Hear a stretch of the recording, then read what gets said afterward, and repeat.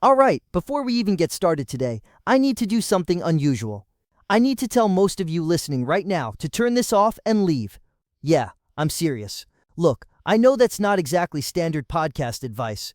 You're supposed to hook people, keep them listening, build your audience. But this one's different, because what I'm about to share today is only relevant if you're already operating a certain way and you need confirmation that you're not insane.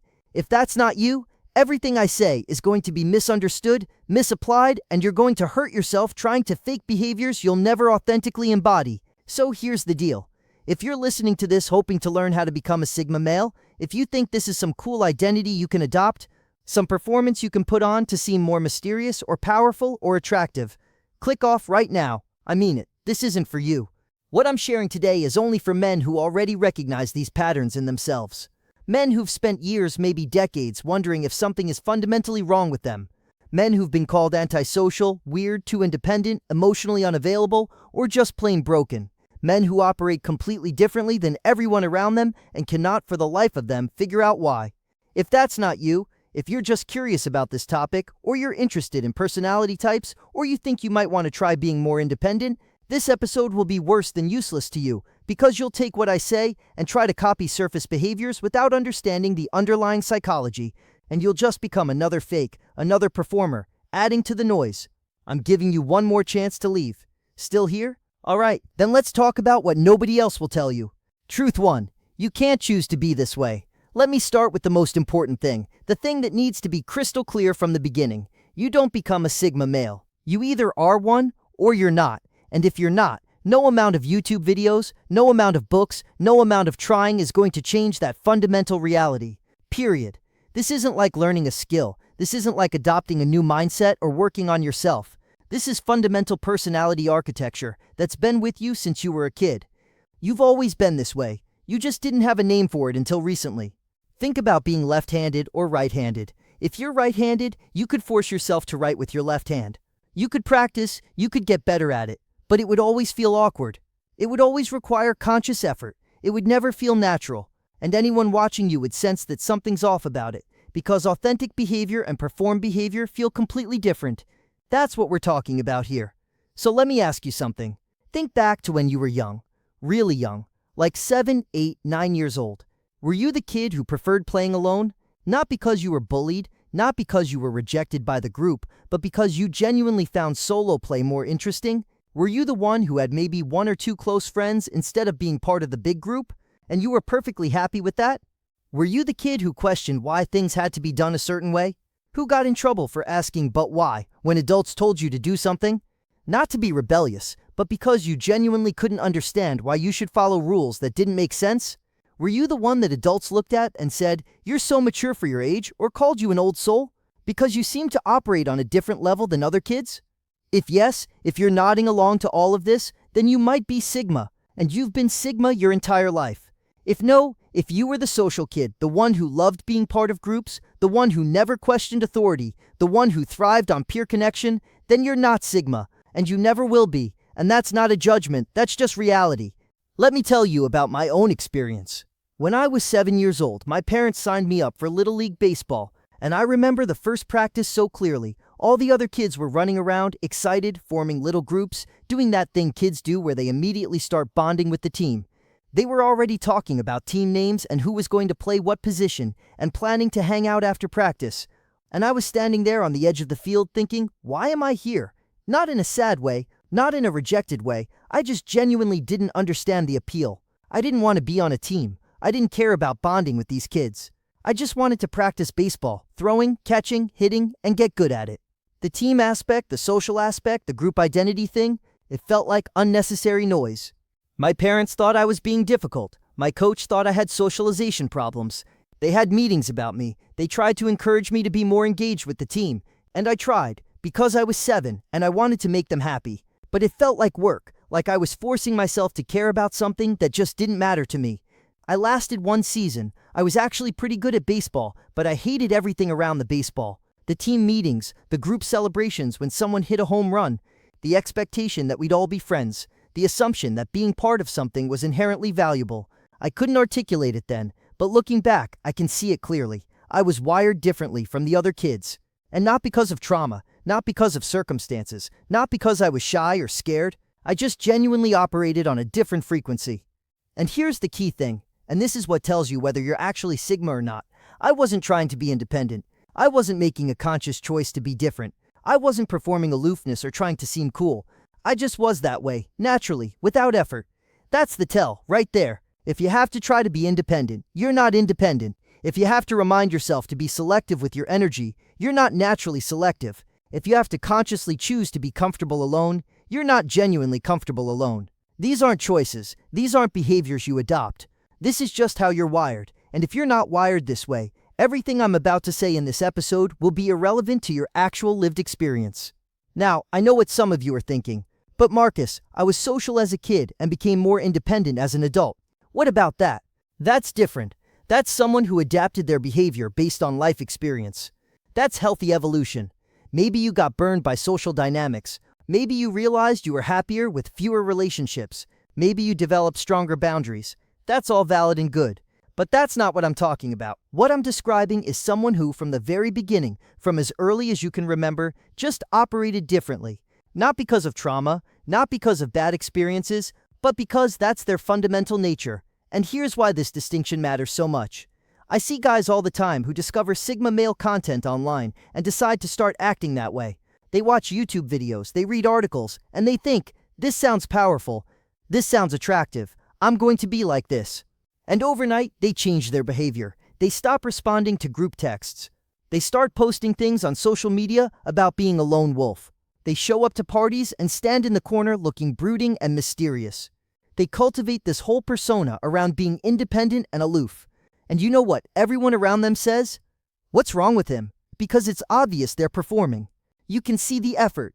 You can sense the inauthenticity. Real Sigma types aren't trying to look independent. They're just quietly living their lives. They're not broadcasting it. They're not performing it for an audience. They're not thinking about it at all. They just naturally do things their own way and don't particularly care if anyone notices or understands. I knew a guy like this. We'll call him Brad. Brad discovered Sigma male content about 2 years ago, and I watched him transform overnight from a pretty social, normal guy into this performance. He stopped going to social events he used to enjoy. He'd send these cryptic messages about walking his own path. He'd decline invitations and make a big deal about choosing solitude. And everyone was confused. His friends were worried. His family thought he was going through something because it was so obviously not who he actually was. It was like watching someone try to speak a language they don't actually know. You can tell they're mimicking sounds without understanding meaning. Last I heard, he burned out on the whole thing. Turns out, maintaining a performance that doesn't match your authentic nature is exhausting. He's back to his normal social self now, which is great. That's who he actually is. There's no moral judgment here. Not being Sigma doesn't make you less than. It just means you're wired differently, and you need to operate according to your actual wiring, not the wiring you think looks cool. So if you're listening to this thinking, okay, but I could become this way if I work at it, you've already missed the point. Stop right there. This isn't a goal to achieve. This is a description of how certain people naturally operate. If it doesn't describe you, that's fine. Go find content that actually matches your authentic nature. Stop trying to force yourself into a category that doesn't fit. Truth 2. This path is genuinely lonely and nobody will understand. Alright, so let's say you're still listening because everything I just described matched your actual experience. You were that kid. You've been operating this way your whole life.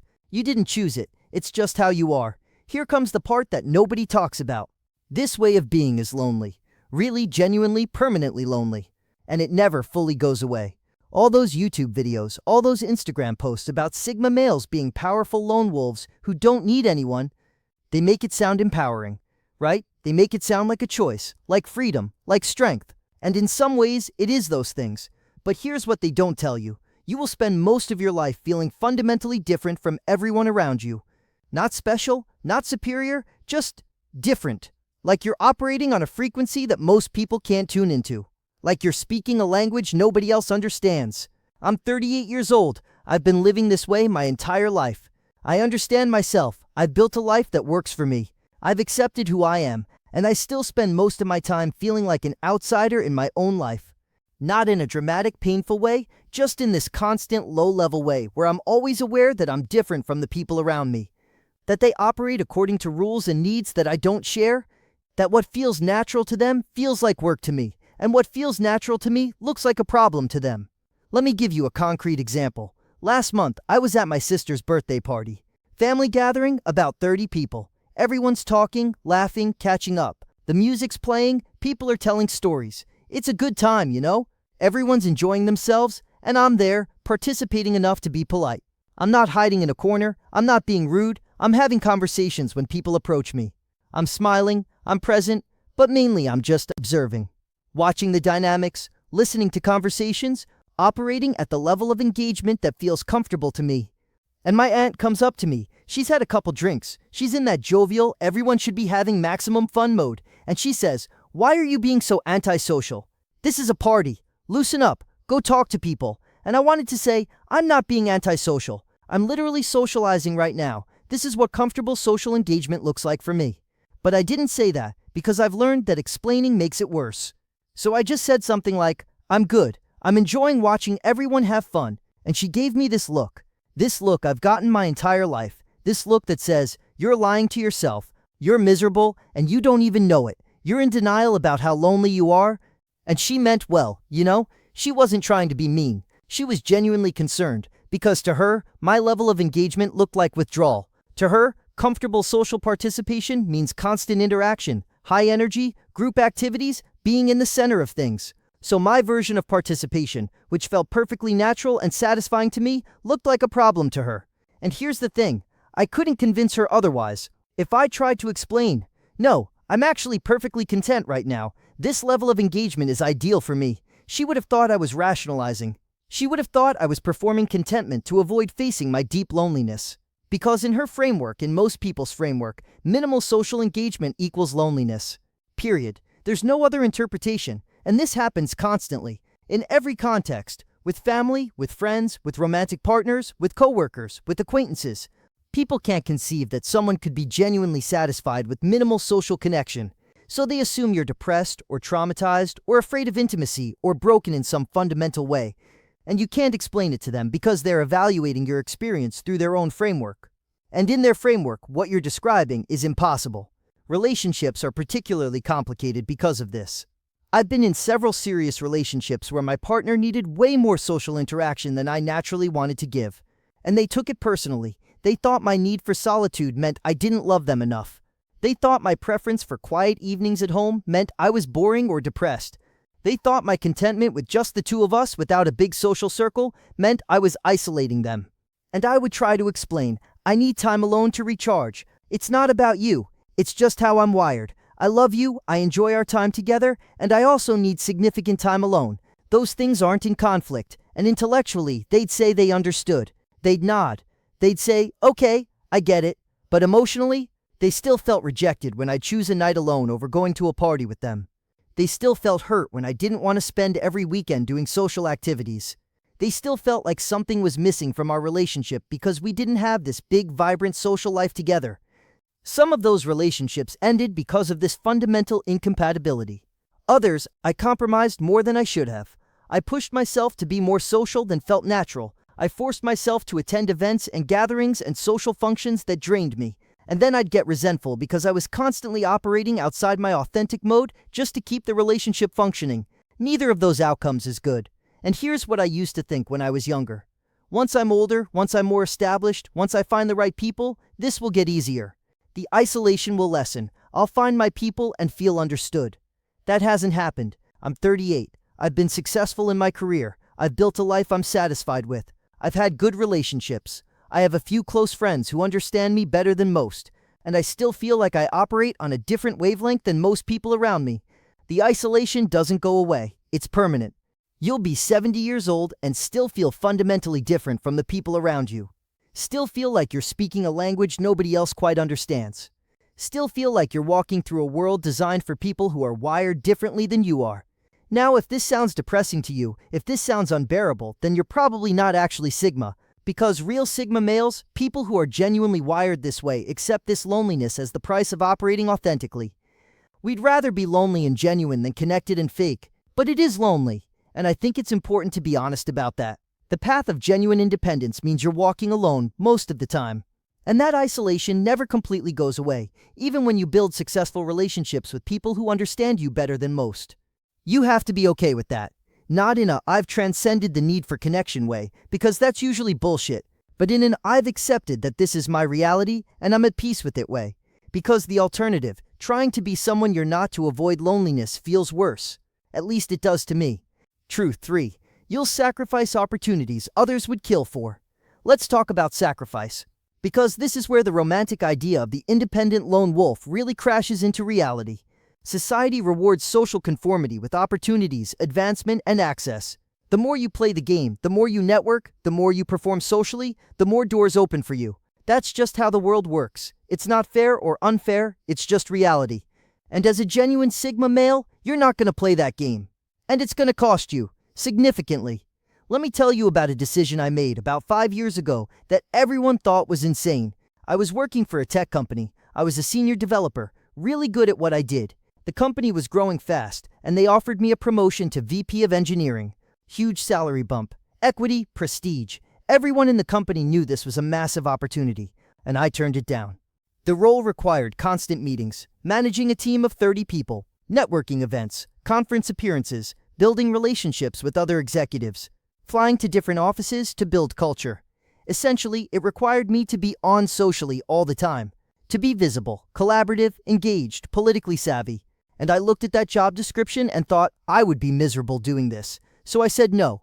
My boss thought I was insane. He literally said, "Do you understand what you're turning down? People work their entire careers for an opportunity like this."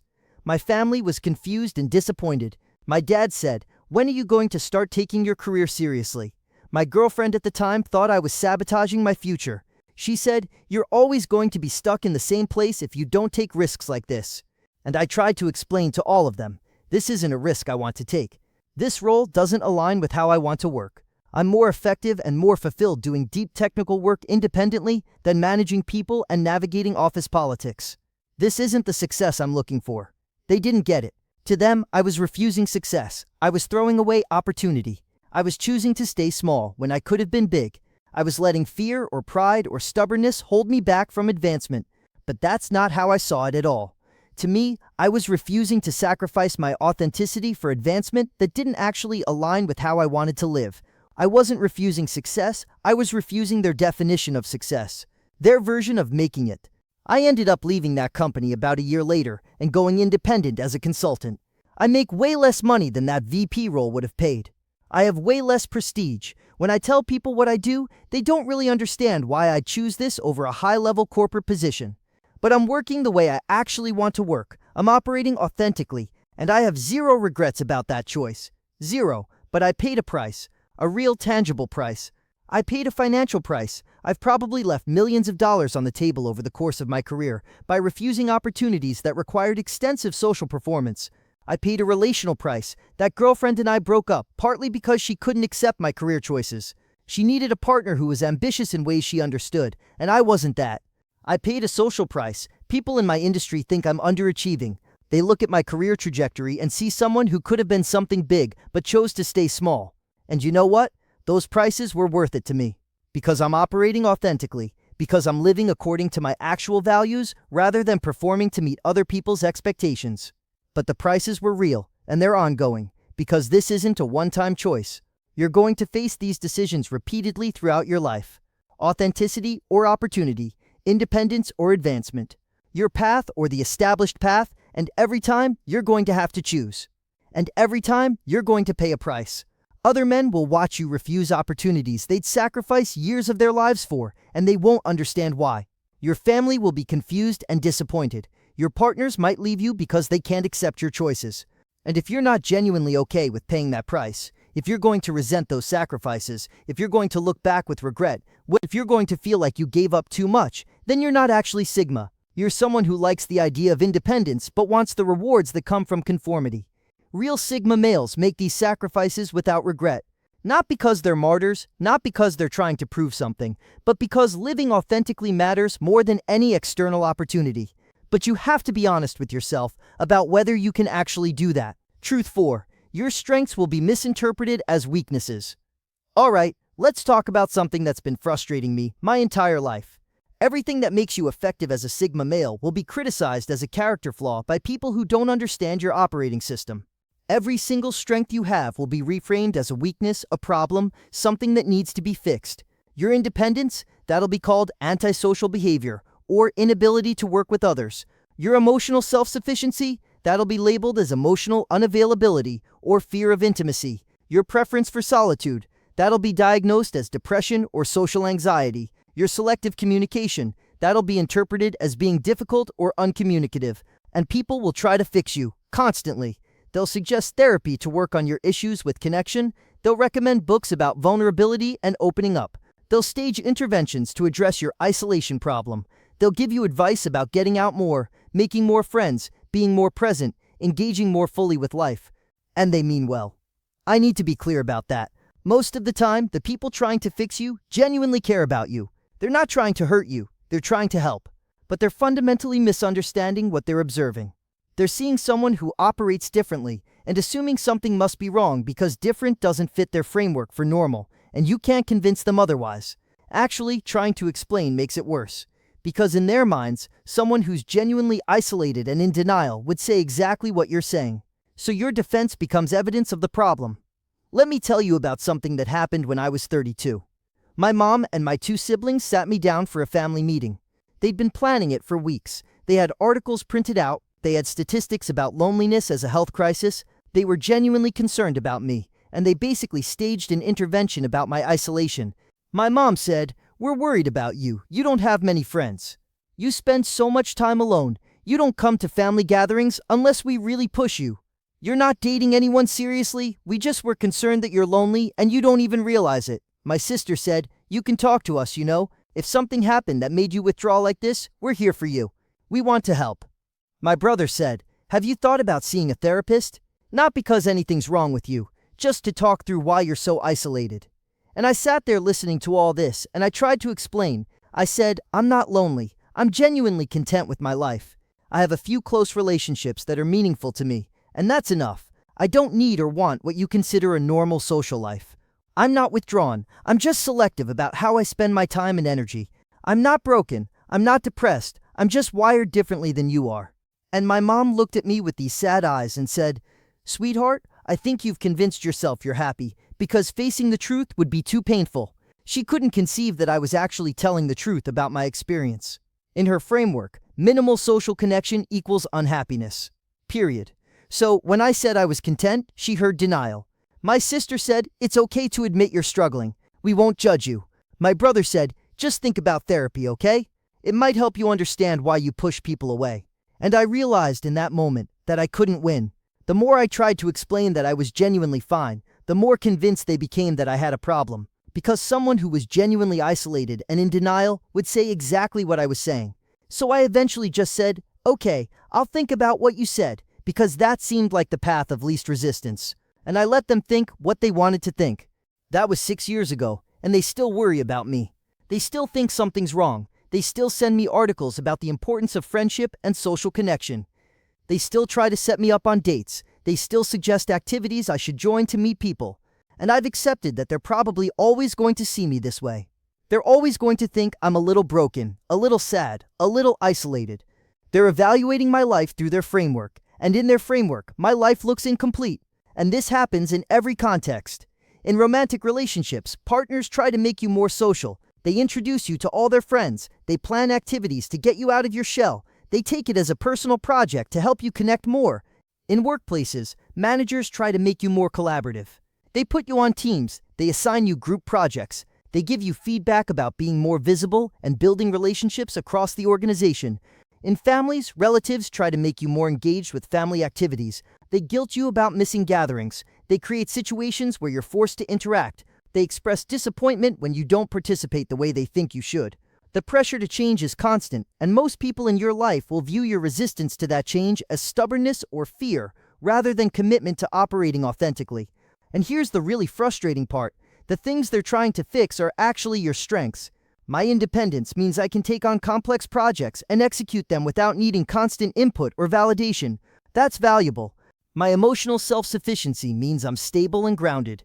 I don't fall apart when things get tough. I don't need constant reassurance. That's valuable. My comfort with solitude means I can do deep work without getting lonely or distracted. I can spend hours, days, weeks focusing on something without needing social breaks. That's valuable. But because these traits don't look like strengths in the social framework most people operate from, they get reframed as problems. If you can't handle decades of people misinterpreting your core strengths as character flaws that need to be fixed, this archetype isn't for you. Real Sigma males accept that most people will never understand them. And we stop trying to explain ourselves. We let people think what they're going to think. We appreciate the rare individuals who actually get it. And we operate authentically regardless of how it's interpreted. Truth 5. Success won't validate you the way you think. Here's something I wish someone had told me when I was younger. Success on your own terms will not make people understand or respect your approach. You think, at least I thought, that once you achieve enough success independently, people will finally get it.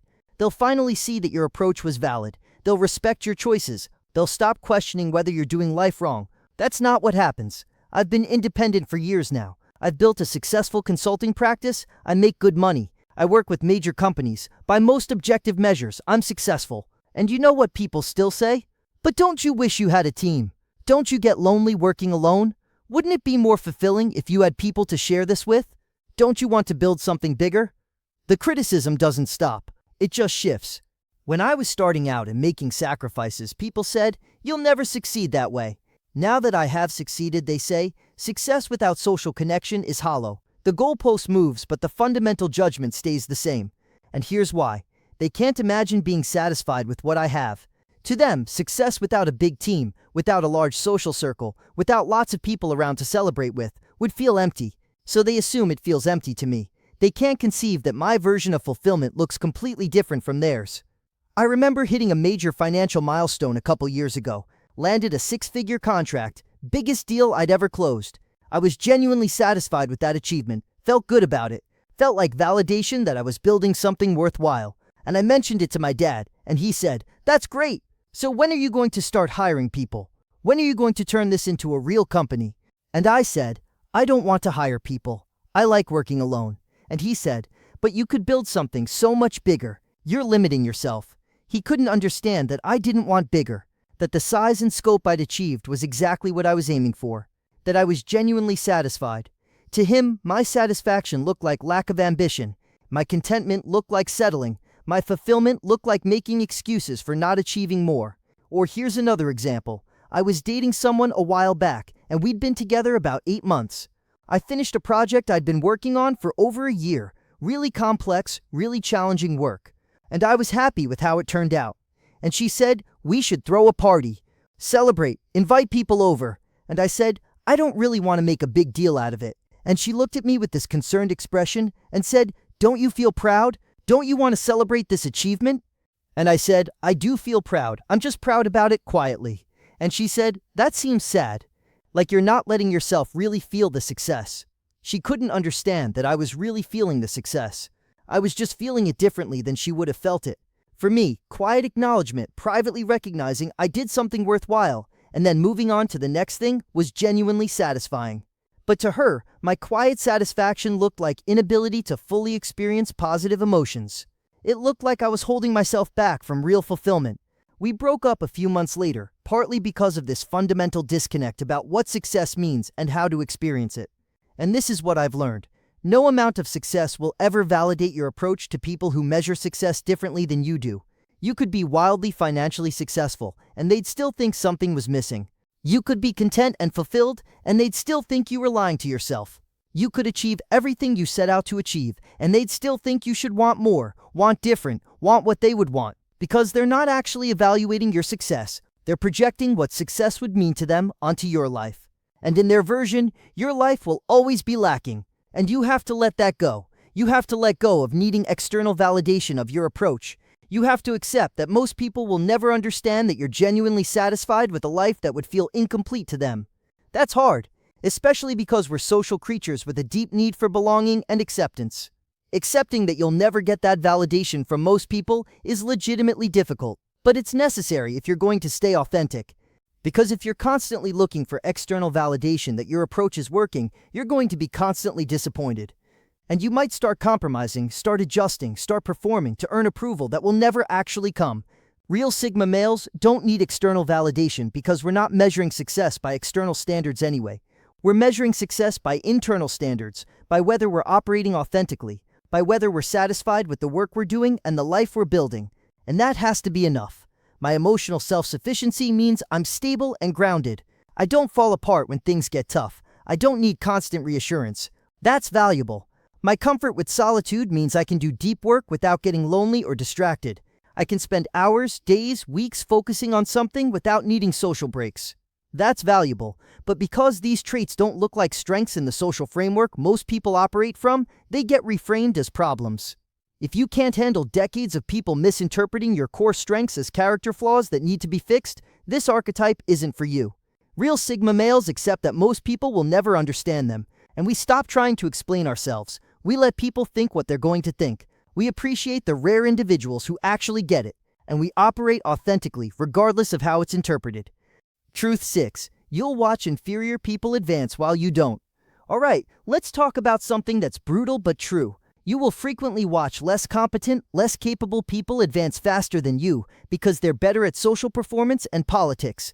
This is going to happen throughout your entire career, and it's going to be frustrating as hell. At that tech company I worked at before going independent, there was this guy. We'll call him Jason. Jason was a mediocre developer. His code was fine, functional, did the job, but it wasn't anything special. He wasn't solving particularly complex problems. He wasn't innovating. He was just adequate.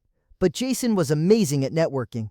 He knew everyone in the company. He played golf with the executives. He went to every happy hour, every team outing, every optional social event. He was friends with all the important people. He had this way of making everyone feel like they mattered.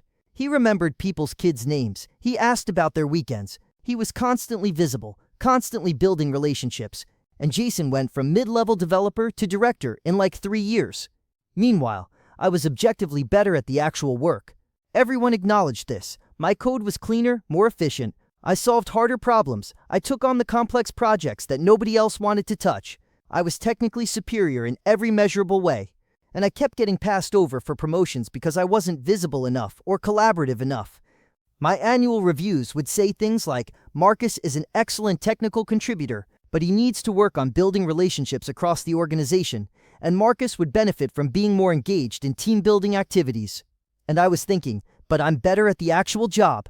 Why does Jason's ability to schmooze matter more than my ability to write great software? And the answer is, because organizations aren't just looking for technical competence. They're looking for people who can navigate social dynamics, build relationships, represent the company, manage teams, play the political game. And Jason could do all of that. I couldn't, or more accurately, I didn't want to.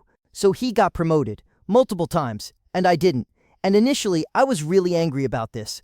It felt deeply unfair. It felt like the system was broken, rewarding the wrong things, valuing social performance over actual capability. But over time, I realized the system isn't broken. It just values different things than what I offer.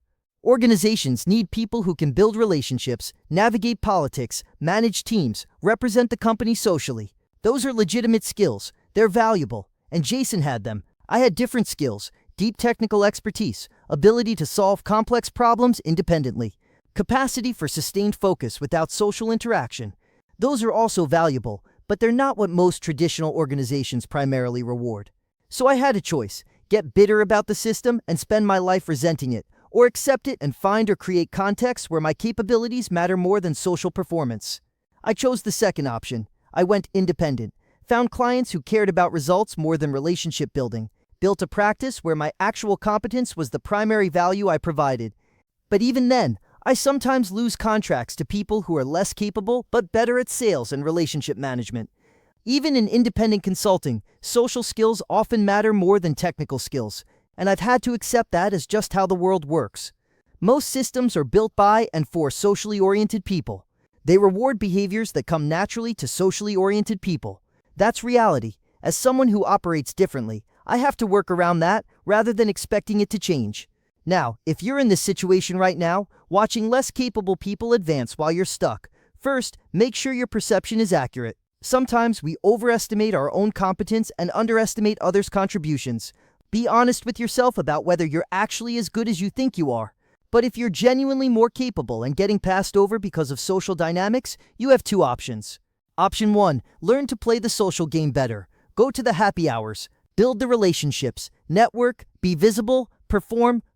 This will feel like constant effort if you're genuinely Sigma, but it's possible. You can force yourself to do it. Option 2. Find or create contexts where your actual capabilities matter more than social performance. Highly technical fields. Research, certain types of consulting, independent work, roles where results speak louder than relationships. I chose option 2 because option 1 felt like constant performance, like I'd be spending my entire career pretending to be someone I'm not.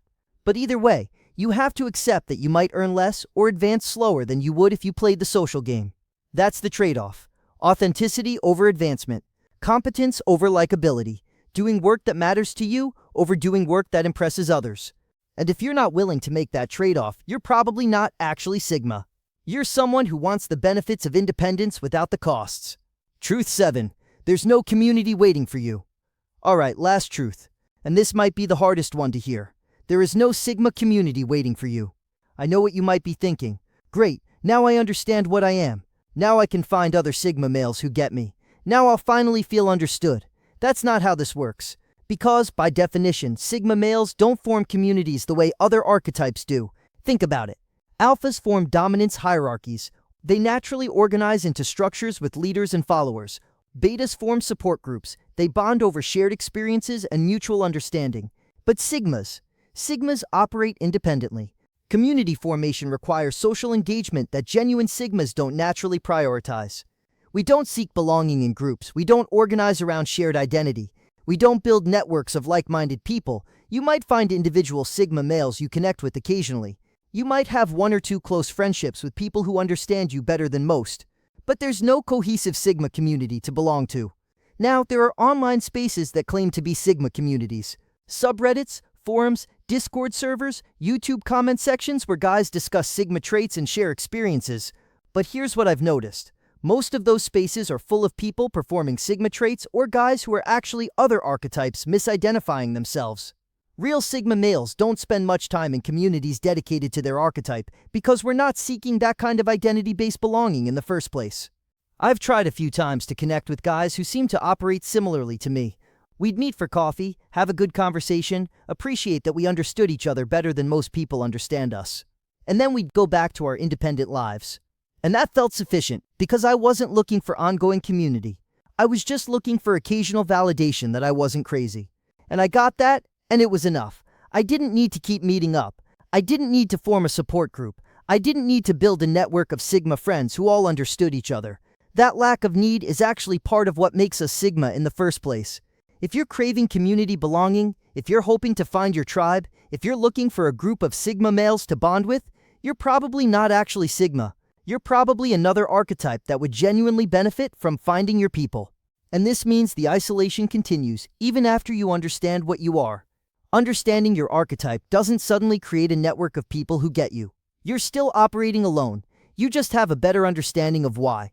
And you have to be okay with that. You find meaning in your work, in your goals, in your internal standards, not in community belonging. You find satisfaction in operating authentically, in building a life that aligns with your nature, not in being understood by a group of like-minded people. And that has to be enough, because there is no cavalry coming. There's no community waiting to embrace you. There's no network of Sigma males who are going to make you feel less alone. You're going to be alone most of the time, and you have to accept that as the permanent reality of being wired this way. Final warning, don't fake what you're not alright. We've covered the 7 truths.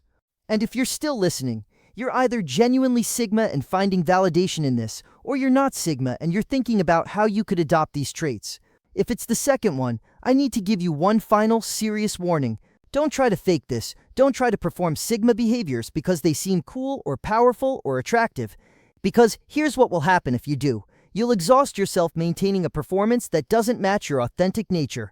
You'll be constantly monitoring your behavior, reminding yourself to act aloof, forcing yourself to be comfortable alone, performing independence. You'll create an identity that requires constant effort to maintain. Every social interaction will be work. Every choice will be calculated. You'll be thinking about how a Sigma male would act instead of just naturally acting how you actually want to act. You'll isolate yourself without having the internal resources that make isolation sustainable for genuine Sigmas.